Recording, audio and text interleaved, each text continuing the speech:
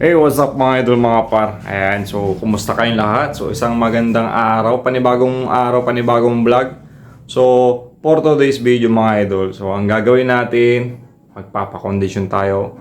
So legs, workout. So ayan, magpapalakas tayo ng legs. So ilang araw din tayong natingga dahil nga dito sa kamay ko, di ba? I know medyo may sugat pa siya. Ayan, so di pa kayang mag-shoot. Yung dribble lang kaya, pero siyempre tinitiis lang natin yung medyo may kirot pa siya. So yun mga idol, gagawin natin legs workout. So tara, samahan nyo ako. Let's go! So yun mga idol, so dito na tayo exercise dito sa labas ng bahay. So medyo madilim naman na, di bali may ilaw. At least kita tayo, no? Tapos time check 5:48 ng ayan, gabi na, magkagabi na. So tara, let's go.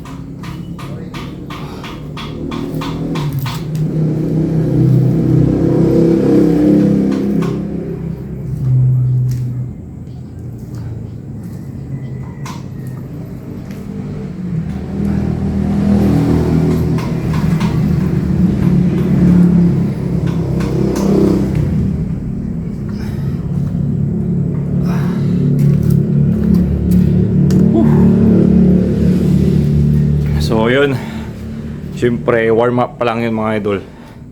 So syempre habang pagkatapos ng gawa mong ganun mga idol, warm up. So ilang minuto na pahinga. Siguro kahit 5 minutes lang na pahinga. Tapos o kaya kung pwedeng habang nagpapahinga yung legs mo, pwede mo tong igalaw, di ba? So alis napabanatan yung legs mo, tapos dito sa upper body. So tara, dire-diretso na to mga boss.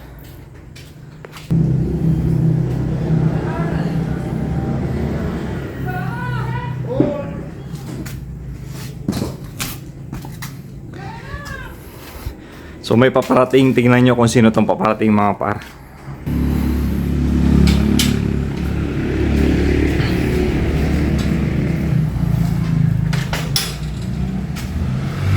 Noy, saan ka galing ha? Basketball to the max. Ayan si Noy. So kakatapos lang niya nag-basketball.